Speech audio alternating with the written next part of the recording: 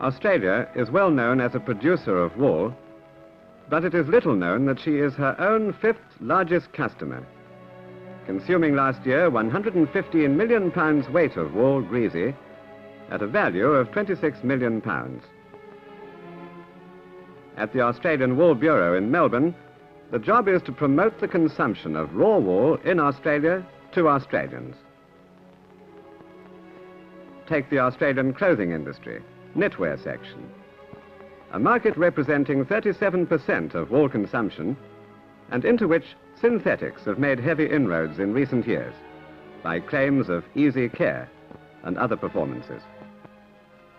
The following steps were taken to reinstate wool in its premier position and to regain industry confidence. Aware of the situation, the Director of Promotion, newly appointed in 1959, Nan Sanders, outlines her plan to executives of the Promotion Directorate. Effort is to be concentrated towards the Australian knitwear industry. There is to be a twofold attack. Firstly, by sponsoring a range of knitwear colours nominated by the Australian Colour Council, which is represented by all major spinning and knitting organisations, and secondly, through the Wool Gold Medal Fashion Awards. Submissions are then made to the board, and budget allocations are recommended and approved, and the wheels are in motion for a major promotion activity. A meeting at Wool House, and official representatives of the knitwear industry, spinners, knitting weavers, manufacturers, retailers, gather to discuss details of the colour sponsorship and to make recommendations to the Bureau on the selection of knitwear colours to be promoted 1 year later. Several meetings are conducted before the final colours for men's and women's knitwear are accepted.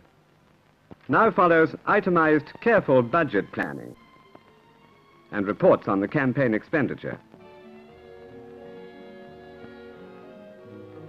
The Product Development Department receives the colours to begin work on dye staff's liaison, while the advertising executives have their first look at what is going to be a major part of their direct advertising plans for the following year.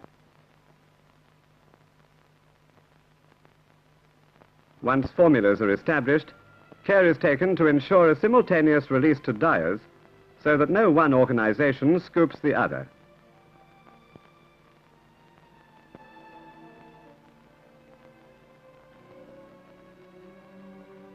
Creating a theme, one in keeping with an overall wool story, yet individual enough to say knitwear and those colours, is the first advertising requirement.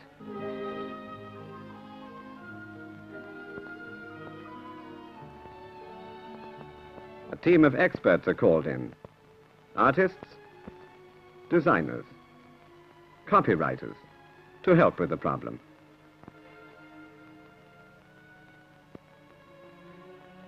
Weeks may pass before a caption, a look, a collective phrase evolves that meets exacting critical standard.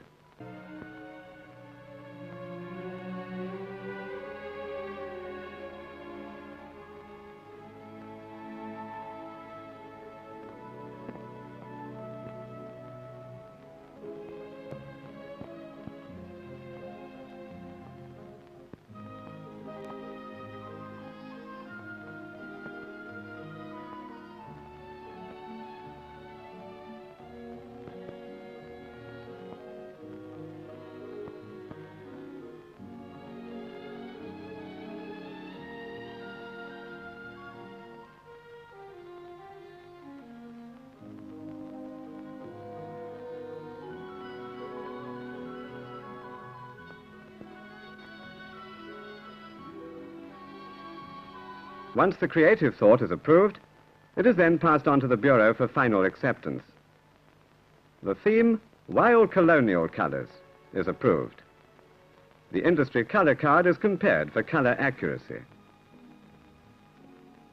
Colour cards are then mailed to every mill, manufacturer and major retailer throughout Australia. A complex mailing list receives constant supervision and revision. Thousands of mailing pieces advising the trade of wool's knitwear colour theme for the next autumn-winter together with invitations to a wild colonial show, are dispatched. Wool's Wild Colonial Show, where the knitwear industry is formally and informally introduced to next year's colours.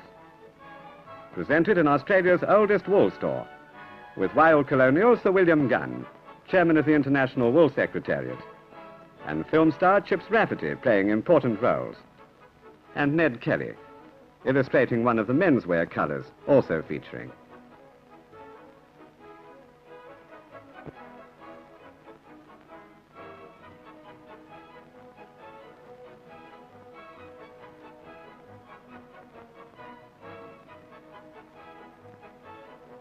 The trade loved it. The press loved it.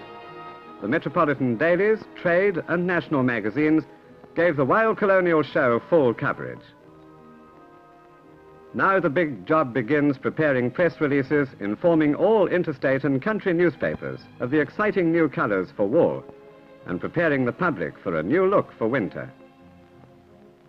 Industry liaison officers personally visit all major retailers and manufacturers to ensure that they have first-hand knowledge of the Wild Colonial story, that they have Wild Colonial colours in their ranges, and that retailers are planning big in-store presentations to coincide with the Wool Bureau's direct advertising and pre-planned publicity.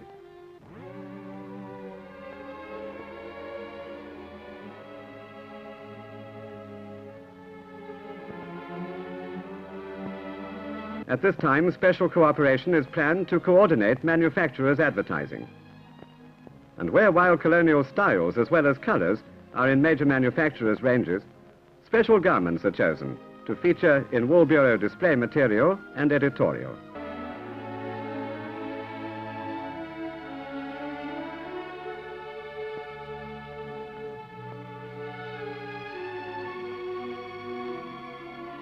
This activity is not confined to Melbourne headquarters.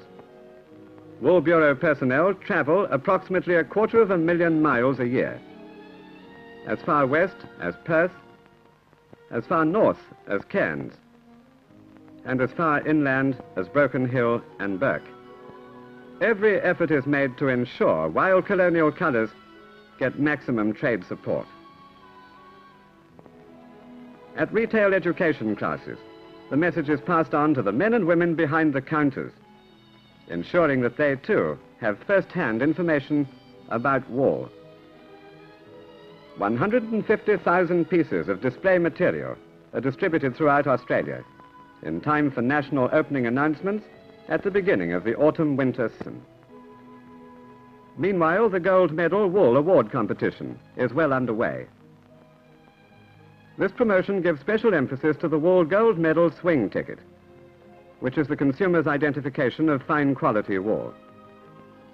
Gold Medal winners are able to purchase any quantity of Gold Medal swing tickets they require. In fact, it's a condition of entry in the competition. Garments are rigorously tested for style and fabric quality. And all winning garments are scientifically tested for wool fibre content. There are 2 judging panels, one consisting of industry members represented by major retail buyers, manufacturers and publishers, the other a consumer panel consisting of students, countrywomen and fashion leaders. From about 40,000 garments, approximately 1,500 were pre-selected from manufacturers' ranges, and these are all individually examined by the Wool Award judges. Winners are photographed and illustrated in brochures distributed to every knitwear manufacturer and retail buyer throughout Australia. Garments are now packed and returned after meticulous recording, checking and rechecking to the entrance. Publicity is pre-planned down to the last minute detail. The Australian Women's Weekly, Australia's major women's magazine, is consulted to ensure that Gold Medal award-winning knitwear garments and Wild Colonial colours will receive extensive editorial illustration at the opening of the autumn-winter season. A special gold cup presented by the publication is an indication of their interest and goodwill. And here our story ends, or should I say begins. 12 months have passed since the decision was made to give emphasis and support to the knitwear industry. 3 months from now, the public will become conscious of wool's wild colonial colors in knitwear, with a gold medal swing ticket. Every retail store throughout the Commonwealth will be featuring these garments. Every major magazine and newspaper will be releasing editorials. Every major manufacturer will be advertising wild colonial in their own handwriting. In the words of Mr. J. Brady, chairman of the knitted outerwear section of the Melbourne Chamber of Manufacturers, this is the best thing that ever happened to the knitwear industry. I can't tell you the end of the story, as nobody can foretell the future.